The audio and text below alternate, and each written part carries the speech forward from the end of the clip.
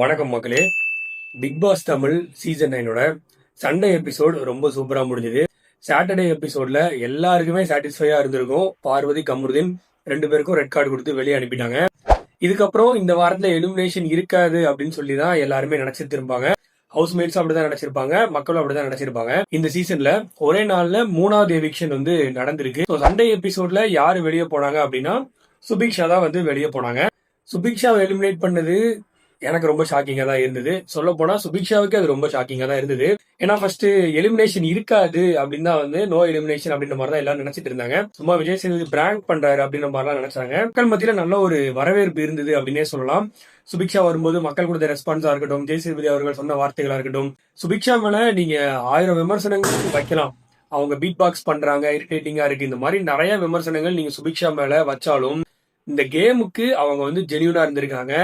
பார்வதி மாதிரியோ இல்ல சாண்ட்ரா அவங்கள மாதிரியோ இந்த மாதிரி தேவையில்லாத எந்த ஒரு விஷயங்களுமே பண்ணாம கேமுக்கு என்ன கொடுக்கணும், அது போக பர்சனலா நம்ம என்ன விஷயங்களை லேர்ன் பண்ணிக்க முடியும், புதுசா என்ன கத்துக்க முடியும் அப்படின்றதுல கரெக்டா பிளே பண்ண ஒருத்தங்க அப்படின்னா என்ன பொறுத்த வரைக்கும் அது சுபிக்ஷா தான். எனக்கு இப்போ வரைக்கும் புரியாம இருக்கிற ஒரே விஷயம், இந்த சாண்ட்ராவையே இவ்வளவு நாள் விஜய் டிவி வச்சு காப்பாத்திட்டு இருக்காங்க அப்படின்றது தெரியல.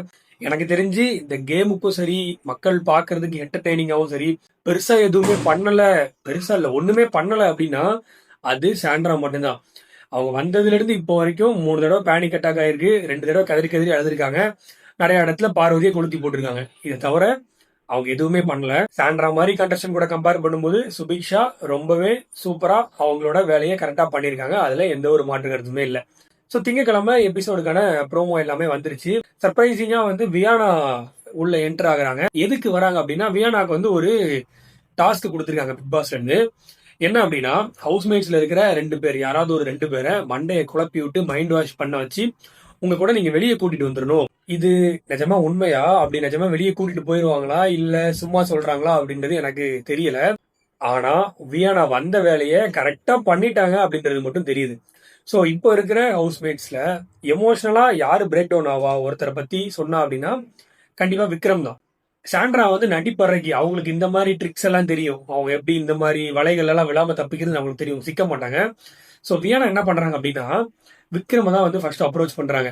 நீங்க ரொம்ப கேவலமா கேம் ஆடுறீங்க, வக்ரம் அப்படின்ற பேருக்கு கரெக்டான ஆள் நீங்க தான். நீங்க மனசுல இருந்து எந்த ஒரு விஷயத்தையே பண்ண மாட்டீங்க, முதலை கண்ணீர் வடிப்பீங்க. இந்த மாதிரி விக்ரம எமோஷனலா எப்படி எப்படிலாம் பிரேக் பண்ண முடியுமோ அந்தந்த விஷயங்களெல்லாம் சொல்லி விக்ரம் வெளியே போக வச்சிடணும் அப்படின்றதான் வியானோட பிளான். ஸோ அது நடந்துச்சா இல்லையா அப்படின்றது இன்னைக்கு எபிசோட்ல தான் தெரியும். இப்ப வியானா சொல்ற மாதிரி விக்ரம் நிஜமாவே ஒரு மோசமான ஒரு பிளேயர் இருப்பா. அவர் கேம் ஒழுங்காவே விளையாடல அப்படின்னா 90 நாள் வரைக்கும் மக்கள் உள்ள வச்சுக்கிட்டு இருக்க மாட்டாங்க. எப்பவோ வெளியே அனுப்பியிருப்பாங்க. இவ்வளவு நாள்லாம் சஸ்டெயின் பண்ணி நடிச்சு உள்ள இருக்க முடியாது.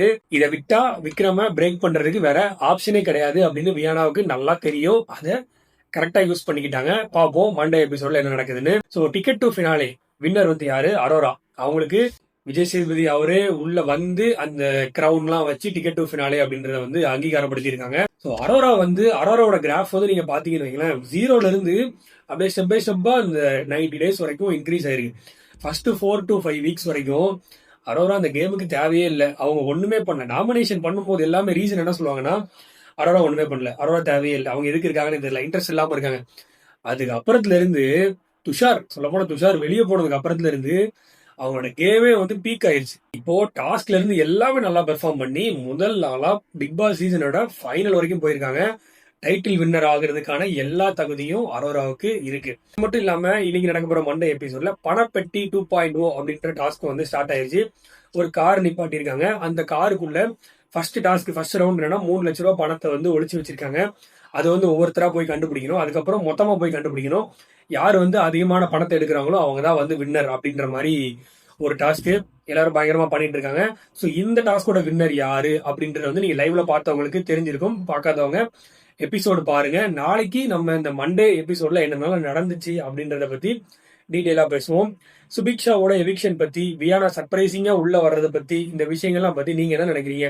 உங்களுக்கு ஏதாவது கமெண்ட்ஸ் இருந்தது அப்படின்னா மறக்காம கமெண்ட் செக்ஷன்ல சொல்லுங்க. அடுத்து ஒரு இன்ட்ரெஸ்டிங்கான வீடியோ நம்ம மீட் பண்ணலாம். பை.